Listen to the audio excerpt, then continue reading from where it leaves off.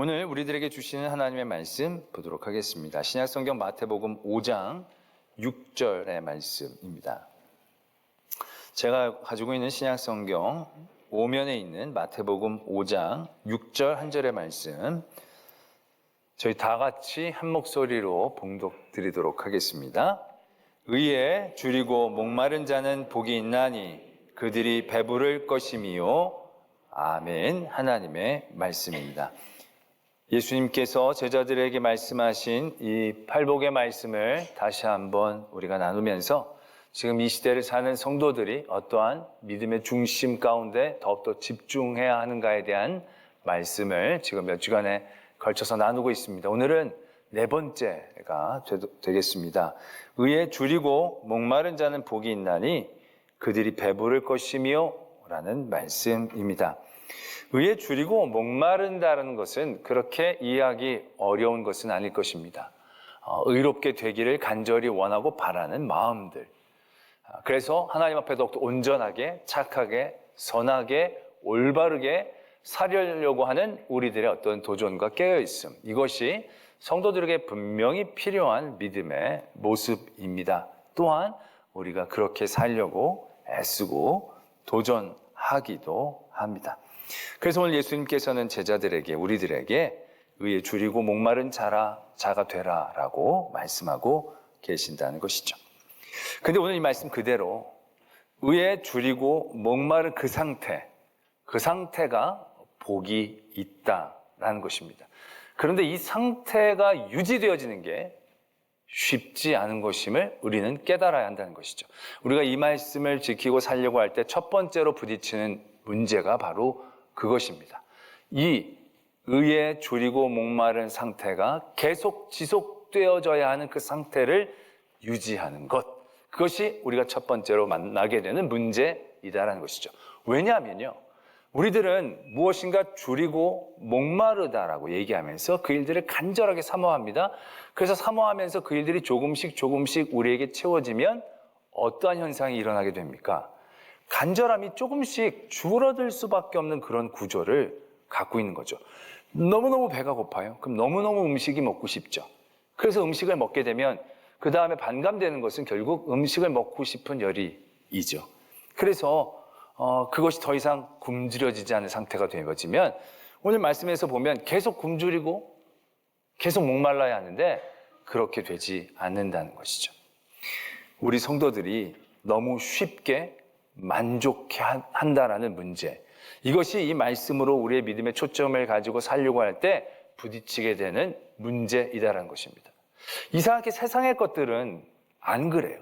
세상의 것들은 끊임없이 갈급해요. 1조를 번 사람하고 누가 인터뷰를 했대요. 진짜로.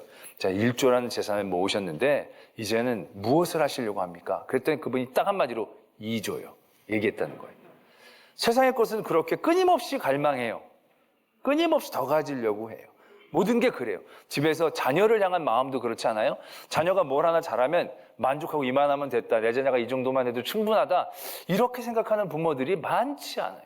애가 아프면 건강하기만 하면 되겠다, 공부 이런 거 신경 안 쓰고 그냥 건강만 해달라고 하지만 애가 막상 건강해지게 되면 어떻습니까? 애가 건강해가지고 맨날 피둥피둥 놀면 그게 가만히 보여집니까? 건강만 해도 된다고 했으니까 만족하고 놀아도 돼, 이게 안 되는 거죠. 너 이제 건강했으니까 공부 좀 해라고. 그래가지고 너 중간이라도 좀 가라. 맨날 밑바닥이 뭐냐? 그래가지고 공부 좀 해가지고 중간 딱 가면 다 이루었다. 그러면서 멈출 부모가 어디 있냐는 거죠. 끊임없이. 그럼 걔가 1등하면 멈추겠어요? 세상의 것들은 참 그렇게 멈추질 않아요. 모든 게 세상은 뭔가 자꾸 높아져요. 뭐 얼굴도 마음에 안 들어서 쌍꺼풀 수술만 하면 좋겠다, 쌍꺼풀만 돼도 내가 정말 원이 없겠다 해서 쌍꺼풀만 딱 수술하면 쌍꺼풀 수술했으니까 만족하다, 예쁘다, 가만히 있나요? 아니에요. 쌍꺼풀 옆에 있는 주름이 얼마나 눈에 배기는지, 그 밑에 있는 코는 얼마나 마음에 안 드는지, 하나 바꿔놓으면 거기 안 어울리는 모든 얼굴들이 보여지면서 끊임없이 추구하고 그래서 중독된다라고 얘기를 하잖아요. 세상의 것은 그렇게 멈추지 않고 늘 끊임없이 갈망하는데 의에 대해서는요, 너무 쉽게 만족한다는 거예요. 우리 이 시대를 사는 성도들, 모든 시대를 사는 성도들에게 이 의에 대하여 끊임없이 줄이고 목마른 상태를 유지한다는 게요, 얼마나 어려운가를 우리는 봐야 돼요. 너무 우리는 쉽게 만족해 버린다는 것이죠. 물론 열심히 믿으려고 해요. 열심히 하려고 애써요. 그래서 하나님은 그들에게 10가지 계명을 주셨는데 이스라엘 사람들은 더 열심히 믿으려고 거기다가 법을 막 더 갖다 만들어서 결국 600여 개가 넘는 율법을 만든 거예요. 그래서 600여 개가 만든 율법을 그걸 애써서 지키려고 막 하게 되어진다는 거죠. 그러면서 그들에게 어떤 현상이 일어납니까? 그걸로 만족해버려요. 더 이상 의에 줄이고 목마른 게 아니라 의인이 되어버리고 만다라는 거죠. 예수님 시대에 그 바리새인들, 서기관들의 믿음의 모습이 딱 그러했지 않습니까?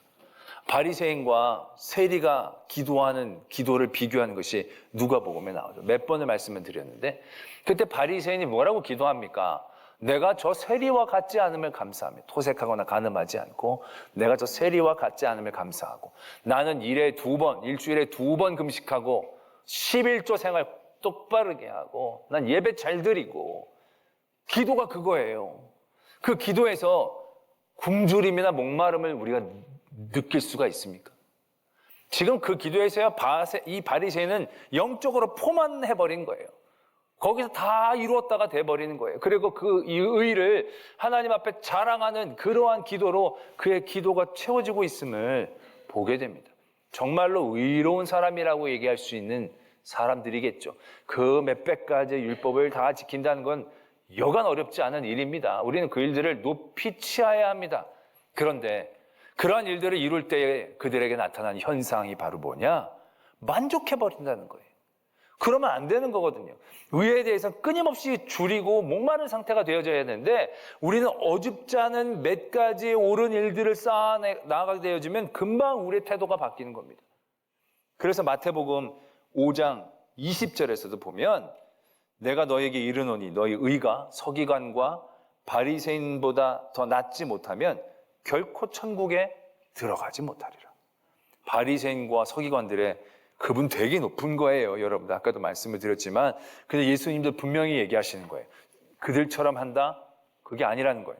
그들보다 더 의로워져야 한다라는 것이죠. 그 뒤로 보면 간음에 대한 얘기를 할 때도 마찬가지. 간음이라는 것은 그 세상의 어떤 윤리적인 법규 그런 것들을 어기는 어떤 행동과 모습으로 얘기하지만 예수님은 그렇지 않죠. 마음에 품는 모든 음욕들을 다 간음이라고 얘기하신 거예요. 우리는 여기까지가 죄라고 생각했는데 예수님이 말씀하시는 죄 기준이 더 깊다라는 거예요.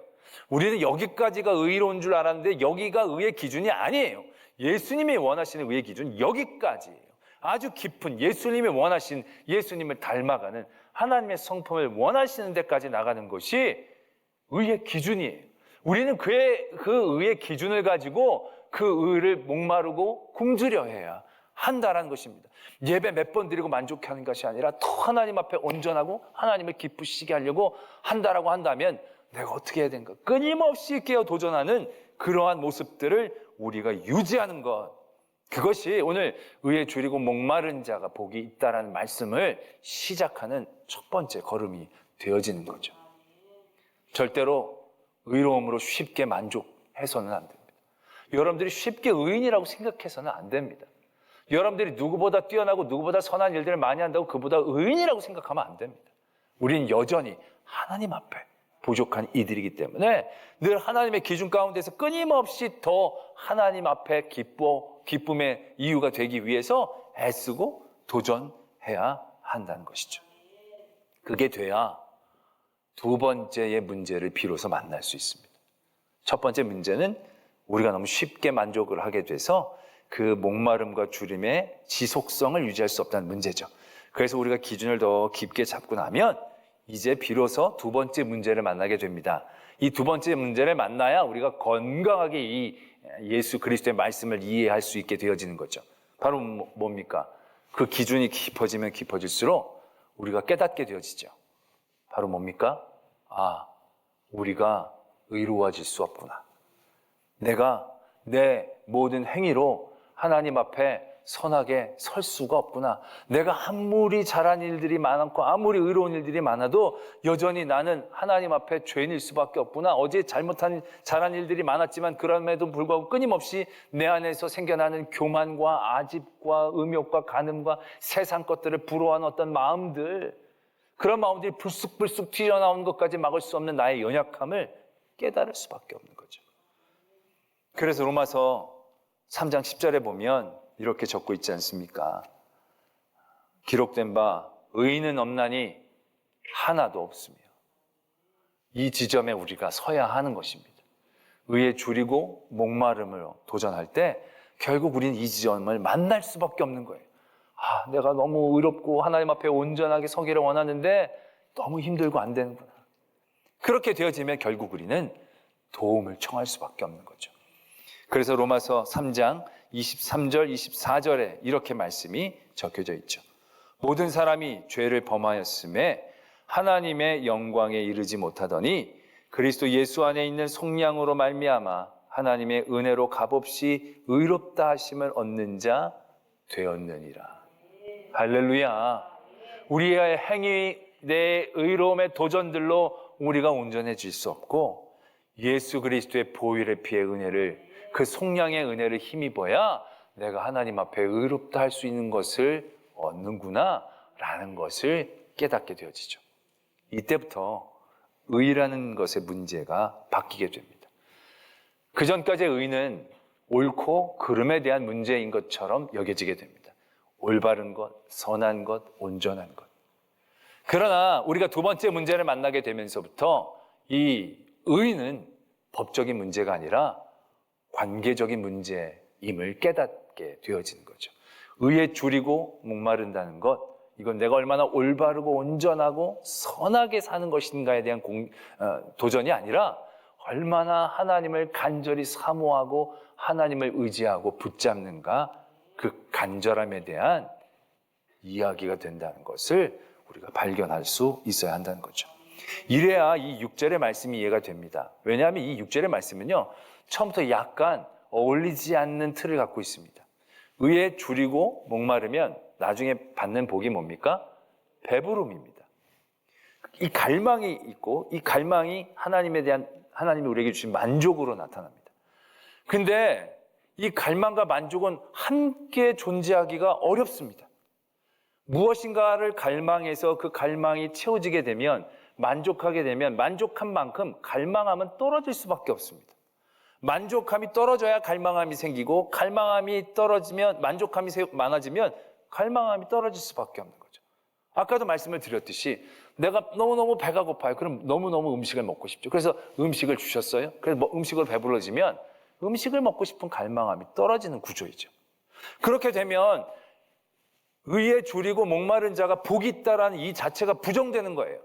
배불러지니까. 이 배부른 것이 상이고 이 배불러지기 위한 것이 복이 되어진다라고 한다면, 배부르기 위해서 줄이고 목마른다라면, 배불러져서 줄이고 목마른 게 해결되어진다면, 줄이고 목마른 게 복이 있다라는 말씀 자체가 부정되어지는 것을 의미한다는 거죠. 무슨 얘기인지 아시죠? 이게 내가 너무 의에 대해 줄이고 목말라요. 이 상태가 복인 거예요. 그래서 배불러버리면 별로 줄이고 목마르지 않게 되니까 이걸 복이라고 얘기했던 자체가 부정되어지는 것이니까 이게 어울리지 않는 거예요. 그런데 이러한 갈망과 만족이 겸하여 존재할 수 있는 그런 모습이 있어요. 그게 바로 뭐냐? 그게 사랑인 거죠. 그게 관계인 것입니다. 그게 옳고 그름이 아니라 관계에 대한 집중, 사랑에 대한 집중이 되어져야 끊임없이 우리는 갈망함을 유지할 수 있고, 그 갈망함 가운데 끊임없이 우리에게 주시는 만족감을 누릴 수 있는 그 은혜의 자리가 되어진다라는 것을 우리는 알아야 한다는 것이죠. 때문에 의로워진다라는 건 착하고 선하고 올바른 것에 대한 도전이 아닙니다. 의에 줄이고 목마른다는 것은 끊임없이 하나님을 향한 사랑에 대한 갈증입니다. 그렇게 되어져야 우리의 삶의 자리에서 온전한 이 말씀의 그러한 표현들, 누림들이 생겨지게 되어지는 거죠. 시편 23편에서도 보면 여호와가 나의 목자이니까 내게 부족함이 없다 고백합니다. 만족합니다. 근데 만족함으로 이 사람이 그냥 있느냐? 아니요. 맨 마지막 절에 내가 여호와의 전에 영원히 살리라. 여호와를 향한 그 갈망함이 여전히 그 안에 존재하는 거죠. 그 갈망함도 있고 만족함도 있다는 것입니다. 이게 얼마나 은혜의 구조인지를 우리는 알아야 한다는 것입니다. 아까도 계속적으로 말씀을 드리지만 만족함 없이 갈망함만 계속 있으면 그 삶이 얼마나 힘들고 눌려 있는 것이겠습니까? 그러다 보면 이게 만족함도 있어야 되죠. 그런데 이 만족함이 있으면 갈망함이 떨어지니까 그 에너지가 떨어지는 거죠. 이 삶에 뭔가 움직일 수 있는 갈망함도 있고 그 갈망함 가운데 만족함도 있고 이게 같이 공유되어질 수 없는데도 이게 같이 공유되어지면서 그 삶이 우리에게 누려져야 우리의 믿음의 행전들이 계속 기쁨과 감사함으로 열심으로 나아갈 수 있는 구조가 되어진다는 거죠. 그게 이 의에 줄이고 목마른 자가 복이 있다라는 이 말씀이다라는 거죠. 쉬운 예로 다윗이 성전을 짓고 싶어 하잖아요. 그가 고생했어요. 정말 하나님에 대한 의를 가지고 잘 살려고 애를 썼죠. 하나님께서 그것들을 보상해 주셨어요. 그래서 평안하게 살 때 그가 거기서 만족하고 멈췄느냐? 아니죠. 끊임없이 하나님을 향한 갈망함이 생겼죠. 그래서 하나님의 성전을 짓고 싶어 하는 거예요. 근데 성전을 짓지 못하게 하셨어요. 그러고 나서도 큰 복을 그에게 허락해 주신 거예요. 그럼 짓지 말라고 하시고 나는 복을 받았으니까 감사함으로 살아야겠다? 다윗의 마음이 그렇지 않은 거예요. 복은 받았어요. 만족함과 배부름을 그가 얻었어요. 그러나 그는 여전히 목마른 거예요. 여전히 굶주린 거예요. 하나님을 향한 그의 사랑이 그렇게 그를 만들어준 거죠. 그래서 그가 성전은 짓지 않았지만 역대서에 보면 성전을 짓는 모든 준비들을 그가 죽을 때까지 하는 거예요. 멈추지 않고 그 일들을 해나가는 것이에요. 이게 얼마나 아름답고 복된 삶이에요. 여러분들 아무것도 갈망할 것 없이 하나님께서 배부른 자리를 주셨다? 너무 은혜지만 그 다음부터 뭘 해야 될지 모른다면 그것도 참으로 낭만스러운 일일 거예요. 그런데 늘 굶주리기만 하고 배부름이 없다면 그 믿음 또한 너무나도 강팍한 믿음의 생활, 너무나도 처절한 믿음의 모습들이 되지 않겠냐는 거죠. 아니라는 거예요.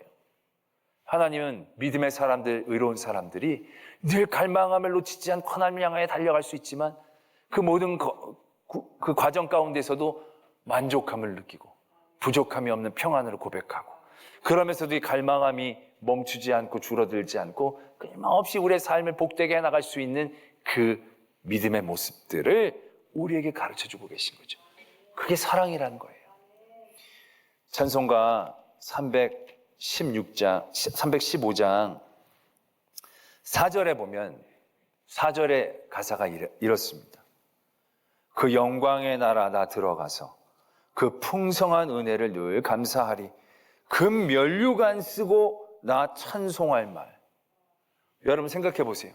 정말 믿음의 걸음들을 잘 달려가고 애쓰고 힘쓰고 고난도 받고 핍박도 받고 그래도 믿음을 잘 지켜서 하나님의 나라에 들어갔어요.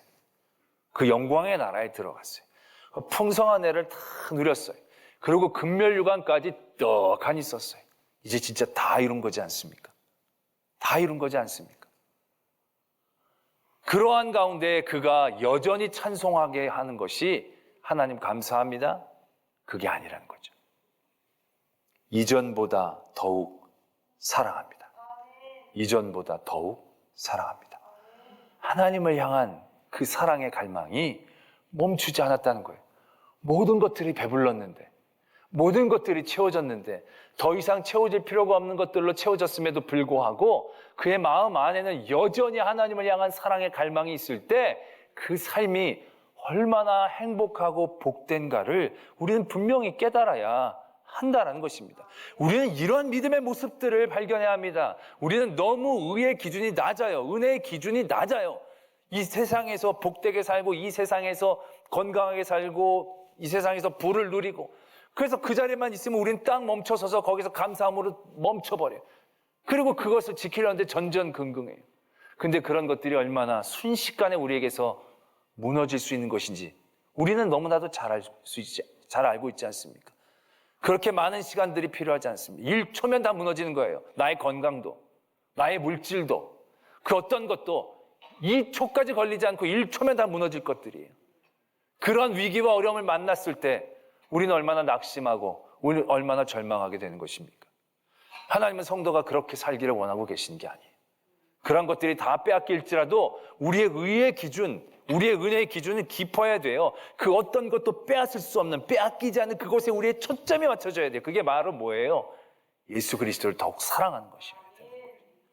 그래서 하나님의 나라에 들어갔는데 다 편한 거 다 누렸는데 금면류관 쓰고 나 찬송할 말 이전보다 더욱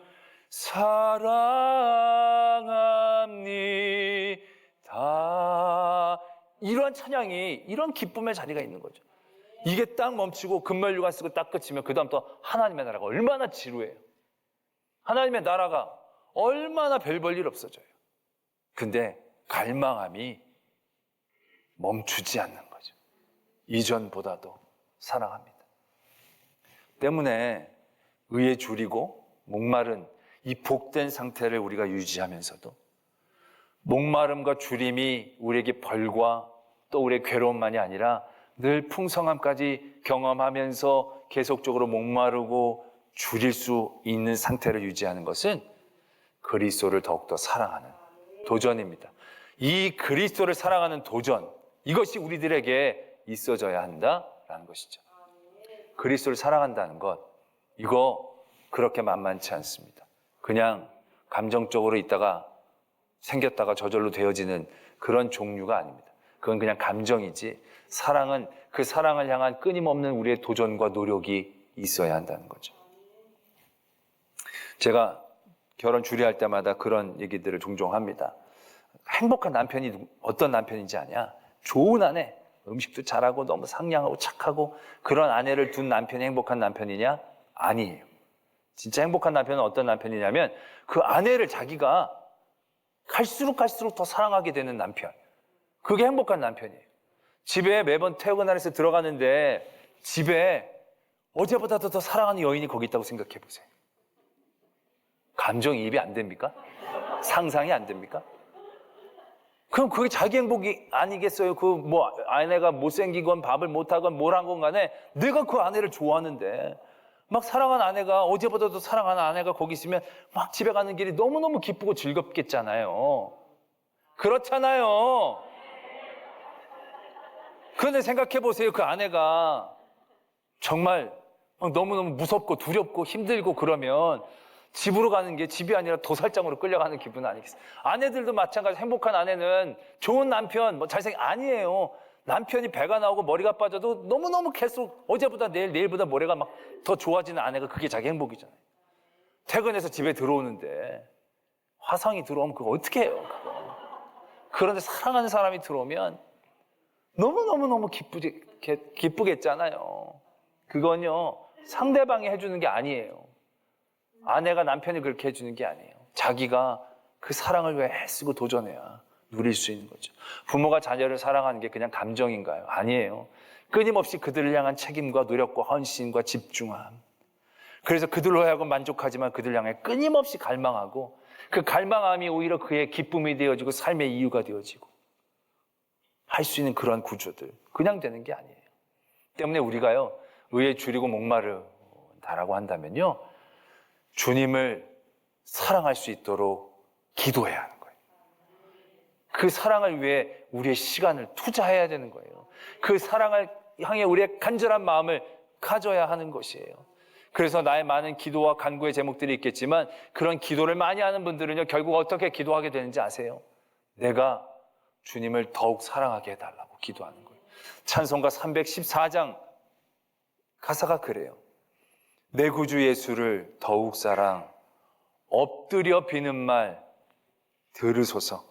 내 진정 소원은 내 구주 예수를 더욱 사랑, 더욱 사랑.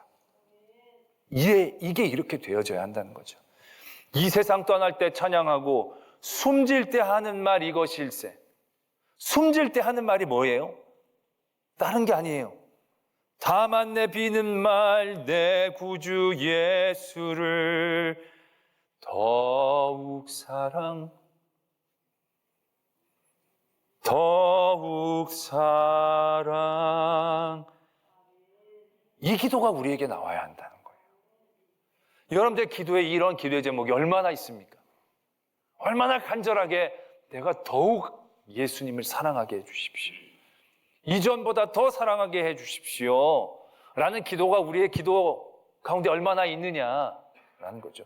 의가 만족해하는 굶주림 가운데, 우리가 만족해하는 사랑의 모습 가운데 얼마나 우리가 더 예수 그리스도의 사랑에 대한 간절함을 우리가 기도하고 애쓰고 노력하느냐라는 것이죠. 오늘 예수님은 성도들에게 이 복을 가르쳐 주신 겁니다. 예수 그리스도를 더욱더 사랑하는 것, 그것이 우리가 의에 줄이고 목마른 그 상태를 유지하면서 하나님이 주시는 풍성함을 경험할 수 있고, 그래서 풍성함을 경험하지만 게을리지 않고 더 믿음의 걸음으로 향하여 나갈 수 있는 그 복된 믿음의 모습들을 오늘 예수님 우리에게 말씀하고 계신다라는 것입니다. 이 의에 줄이고 목마른 복을 누리는 저와 여러분들이 되어지기를 원합니다.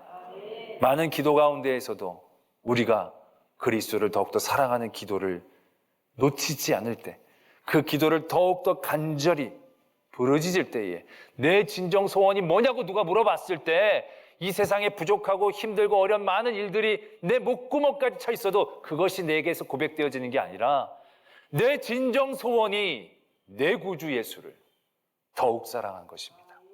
이렇게 고백되어질 수 있는 저와 여러분들이 되어지기를 도전합니다.